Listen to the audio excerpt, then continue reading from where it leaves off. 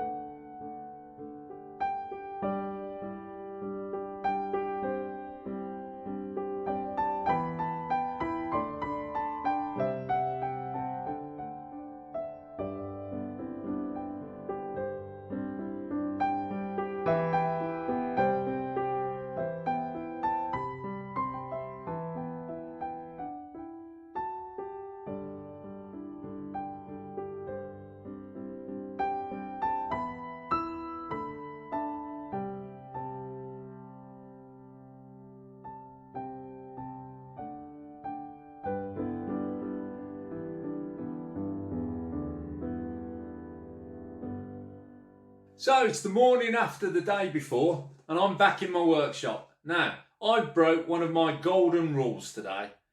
I turned up at a flea market at the crack of dawn and it was closed. I hadn't bothered to check the weather forecast, and even though it wasn't raining, they'd called the event off the night before. So I thought, well, what can I do with the rest of my day? I know, I'll finish the film I started yesterday. So here's some of the stock that I managed to pick up from my pick. But before we look at that stock, I'll show you a very special item that I came across last week. And to be honest with you, it's a bit of a museum piece and it might be a keeper, at least for the short term. So here it is.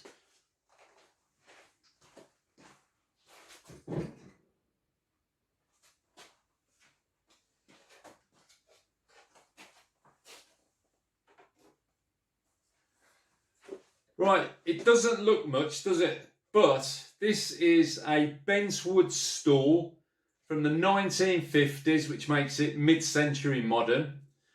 And it's produced by the designer, the Finnish designer, Hugo Alvar Hendrik Aalto.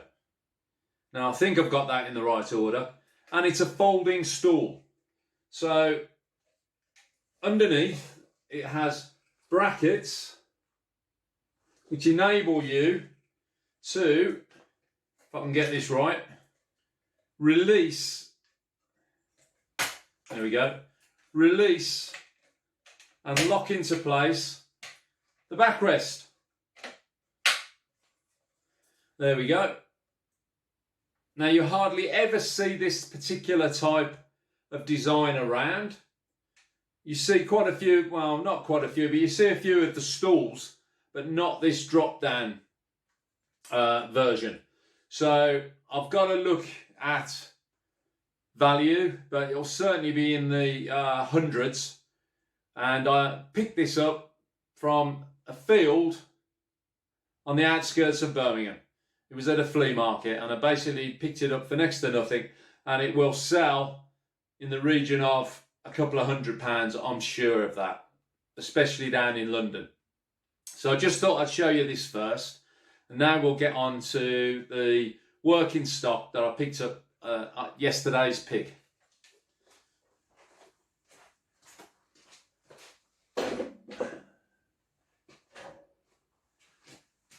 Now, none of this has been through the workshop in the sense that it hasn't been cleaned, restored. So it's all barn fresh, rough and ready. First item is a lovely magazine rack. Atomic style, so definitely from the 50s, 60s. Sorry if the light keeps reflecting off this. Not much I can do about that, I don't think. So it's got a beautiful rose pattern design on it. There's no maker's mark on it anywhere, but absolute classic 1950s design. There you go, I think you can see it clearly there. Now, why would I be buying a magazine rack? Well, the truth is people don't use these necessarily as magazine racks. They use them to store their vinyl in when they're chilling out, sat down, glass of wine, put your vinyl, your albums in, and have an afternoon listening to your music. So if you see these lying around, pick them up, because people, as I say, use them for their vinyl, which is obviously right on trend at the moment. I would expect this would sell for, I would estimate, around £20 to £25. Next up, now here we've got two for the price of one. We have it's not that old, but it's a vintage tomato crate, wooden. Again, quite trendy for people to display items in, pot plants, so on in their conservatory. Also, shops use them for retail. So I bought this as a job lot, and inside, if I can show you without tipping it all out, is a whole collection of children's letters blocks. And some of them have also, well, it's kind of the equivalent of a jigsaw as well, but just with block form. So for very young children. And it's quite interesting. This is clearly from the 50s, I would estimate, looking at the design, because it looks to me like that one there, and I don't know, no, you're probably not going to be able to see this, but that looks like it's part of not a very PC subject, I must admit, but a bullfighting scene. It looks like a matador to me. Now that kind of scene is typical 1950s, but there's also letters, patterns, and animals with names on them. So quite a really good educational toy for a child, but also extremely decorative, and a crafter could definitely do something with these blocks. So I would imagine I could sell the tomato crate for around £15 roughly, and the blocks, well, they could quite easily go for around the sort of £30 mark. So I've probably got approximately £45 worth of stock that I bought as a little job lot, and I will definitely be making a profit on that. Next item that I will show you is, now, the thing about Vintage Freak, which is the name of my company, is we deal in items that are decorative, functional and affordable. Now, they can also be retro. So everything I buy doesn't necessarily have to be antique or vintage. If it's got that look and style, then I will still buy it. And here we have a wicker picnic basket. It's empty, so I'm not going to bother fiddling around with the clasps on the front. Just opens up, empty basket. But again, people buy these for display. Of course, it could be used for practical purposes. So this fits all the bills, really. It will be affordable, it's decorative, and it's functional. So when you're out picking, always have those three words at the back of your mind. It's a bit of a mantra of mine, I guess. Affordable, decorative, functional. And that way you'll generally find items that are of appeal to a lot of people. So in other words, they're gonna convert into sales. It's in good condition. That's the other thing that's really important. Always make sure the items are in good condition. And I'm not always going to sell these online, quite fragile. I have shipped suitcases, vintage suitcases before, that have turned up damaged at the customer's address, which is quite ironic as they've travelled all around the world based on the stickers that are adhered to them. And yet modern day couriers can't ship them 40 miles down the road. Anyway, that's another story altogether. So yeah, functional, decorative, affordable, a nice little wicker picnic basket. Oh, yeah, I would estimate this would sell in the region of £15 to £20.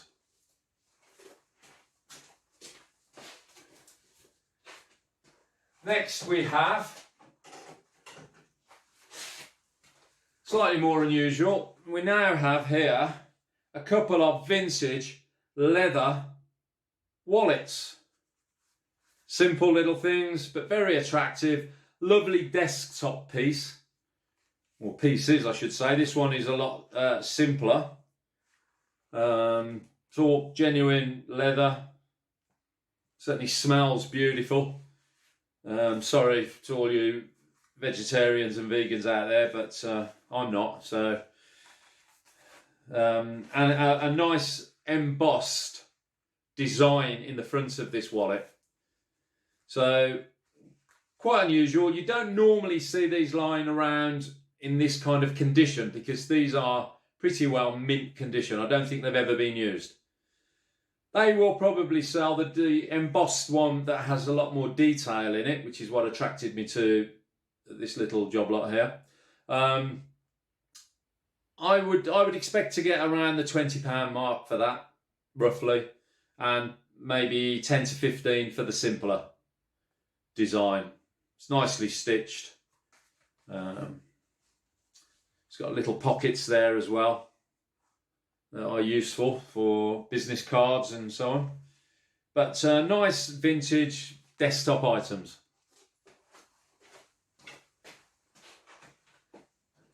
More working stock. More working stock here. We have two antique photo frames. This is the better one of the two. It's an oak frame, wooden backboard, and as I say, it could be desktop, or you could also hang it on the wall. These are definitely early 20th century, if not. Well, I don't think they're Victorian. Looking at them, they look 1930s, to be honest. So they're bordering on antique. They're around that sort of 80, 90 years old. And this one, they're both glass fronted, by the way, was wall hung. Well, it is, and there's no flap on the back. Wood backboard, but it's actually got the original framer's label still inside it, which is interesting. And it looks like it's Colborne and Company. So working stock, these will sell for 10 to 15 pounds each, so no huge profit in them. But when they're polished up, waxed, they'll look nice. I might even ebonize that one because that frame isn't anything special. That one, to me, does look like a 1930s antique frame, so I shall absolutely leave that as is. Just give it a polish. This one I may ebonise just to appeal the aesthetic side, the look of it.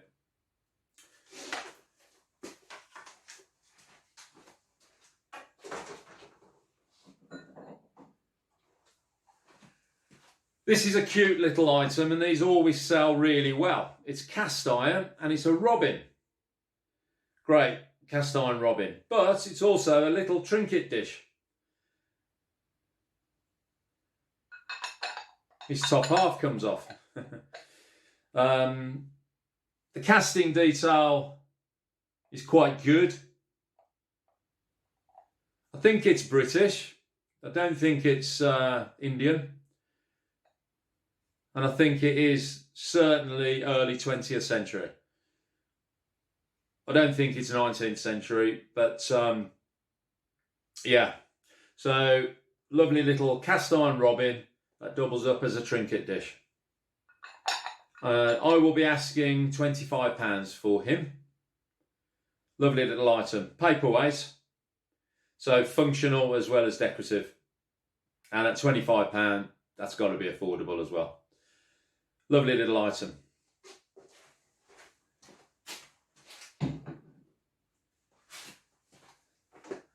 This I bought for the workshop. It's a little spirit level. It's a model maker's spirit level.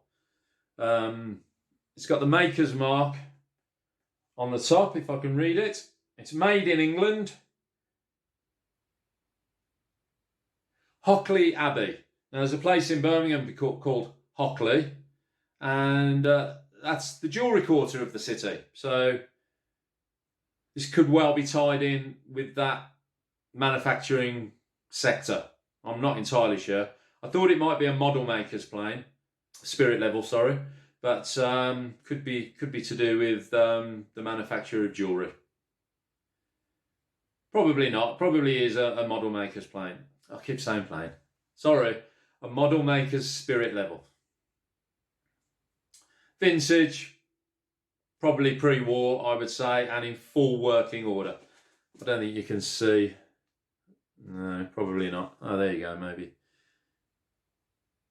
There's the actual spirit level, the glass, the bubble, and the manufacturer's name as well. Paid nothing for that really, but I am keeping it, so it won't go into my stock inventory. It'll just go on the shelf at the back of the workshop.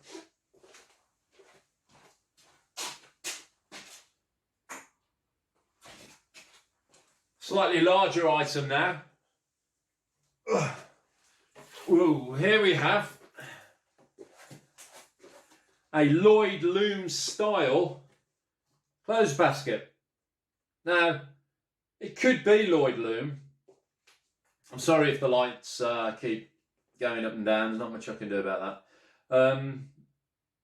It could be Lloyd Loom, but there's no maker's label inside. You normally, on a Lloyd Loom, you'll have the label, the manufacturer's label,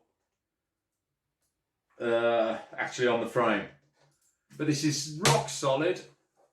I could sell as is, as a shabby item, or I could paint it, and that would increase the sale value, but I've got to weigh up how long it will take me to paint it and get it fully restored compared to what I could sell it for in its natural condition. Nice small one, curved on the front, hinged lid, no damage anywhere at all. Paid a £5 for it. These normally sell £30 to £35.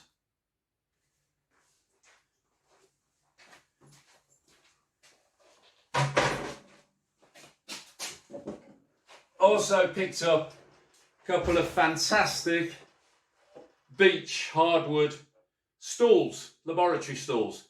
And what's cool about these is they have the scalloped seats. And when I say scalloped, what I mean is they're dished out. Now these make them more desirable because they're more comfortable to sit on as opposed to a flat, hard surface. And more desirable means better sale price. I'd like to sell them as a pair. I do ship these. I've got boxes that I use. They're not going to get damaged. Well, they shouldn't get damaged during shipping. They're a nice height for your kitchen or a studio, workshop, craft room. There's no maker's mark. I don't know their provenance other than they're a matching pair, and they will sell for approximately £60 each.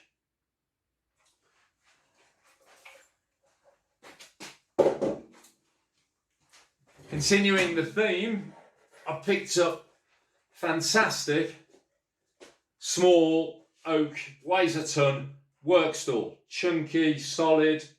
It's got a bit of age to it. Again, the seat is shaped. Don't know if you can see it there, but you can hopefully see the shape of it. Now again, this makes it much more desirable, more comfortable to sit on. It's got the patina of age, plus the cobwebs. As I say, these are straight off the back of the van from yesterday's pick. Other than giving this a wax and a polish, I will not touch this because I don't want to destroy the patina. You only get the original patina once. That's really important to remember when you're buying your antiques and your vintage. And from my point of view, my business philosophy is only restore to repair. Otherwise, clean, a wax and a polish is all I ever do to my stock, because for me, they're not just items to sell. You know, these are pieces of history, really. And stripping it down, rubbing it down, restaining it, waxing, polish, varnish, all that business. You're basically stripping away all the history of the item. So my advice always, when you're selling items, is to leave them in their original condition, but absolutely make sure they're clean and tidy. I will be selling this this could well easily reach £60.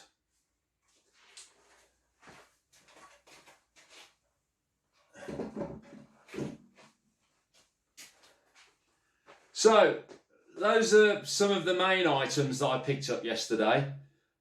I also have 4 items in the van. They're too big and bulky to be lifting out to bring into the workshop to go to my storage, so I'll cut in some photographs. And I have 2 industrial engineers cabinets. Now these cabinets are fantastic. They're approximately 5 feet tall by 18 inches wide and 2 feet deep, approximately. Their drawers are much deeper than the normal engineer's drawers. The handles are steel, and that's what attracted me to these sets of drawers, 2 of them, as I said, in that they are all steel. There's not a sign of any plastic on them anywhere. So they're all steel. There's a pair of them, and trust me, if you see these and you've got the storage and the ability to transport them, pick them up because they fly out. I will be listing these for £180 each online. It'll be collection only. You couldn't possibly post them, and they will sell very quickly. I steer clear of the cabinets that have plastic handles and plastic runners, even if the frame, the body, the case is metal. Anything with plastic, I steer clear of that. Just go for the steel vintage ones and you will do well when you sell them. I also picked up a small, well, it's not so small, maybe 3 foot tall cabinet with one of those really swanky doors that actually, when you open it, the hinges take it back inside. It's one of those kitchen cabinets. So you open the door and it rather than being on the hinge and sticking out, it just glides back inside, and it's got shelves, and it has a a top that has edging around it, so if you've got anything on it, it won't roll off basically. So it will look fantastic when it's cleaned and polished, and it will sit really well in some swanky kitchen or similar. I'm sure that's where it will end up.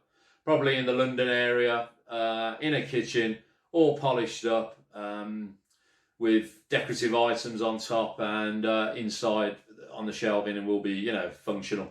Store your kitchen implements, so on and so forth.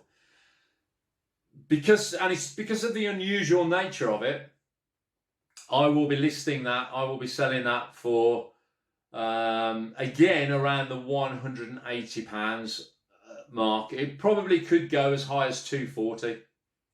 We'll see. If I want to flip it quickly, 180. But if I want to sit on it for a while, looking for the right customer, then you're looking at 240. So, and also, finally, I picked up a wonderful, it's only a single chair, unfortunately, but it's tubular steel frame with wooden slats on the back and on the seat. And they remind me of chairs that you used to get back in the day, right back in the day in schools and places like that. But it's such a rare item now. I don't think you see too many vintage versions of this type of chair because the slats break, rot. This one's in perfect mint condition other than the patina on the steel and the wood, which will just be cleaned, maybe varnished, because this is functional. It's no good wax in it. So it'll be varnished or lacquered to protect the wood and the metal frame, and that will probably be listed for £60. But it's the design, the form, the shape of it. It's just a very, very attractive looking chair. So again, when you're out picking, go for the unusual, go for the attractive items, go for items that other people haven't got. That's the key to this game. And if you can achieve that, you will sell, and you will sell well, and you will make good profit if that's what you're interested in. On the other hand, you might just be looking for items for yourself for personal use. Again, get the items that are unusual, quirky, different, good design, good manufacturers. That's what's important. That's what will make your stock or your personal possessions stand out from everybody else's. Anybody can go down and buy a production line chair, cabinet, whatever from a department store or an online store. Get out there and go hunting and find unique items. They'll last a lot longer than modern items, generally speaking. And I think you'll get far more pleasure out of them. And don't forget this, they will only ever go up in value. So I don't look at it as spending money. And we've talked enough about investing in antiques, vintage, collectibles versus putting your money in the bank. We've talked about that in enough films. But you're certainly not going to lose money on these items. That's my experience anyway. So, there we go. That's the end of the film. It's a quick look at some of the items I picked up yesterday. I need a drink. And if you want to support our channel, if you've enjoyed this film enough to want to come back and view more films like this, please like, comment and subscribe. Hit that notification bell and that'll alert you to when our next film is available. But most important of all, take care and stay safe.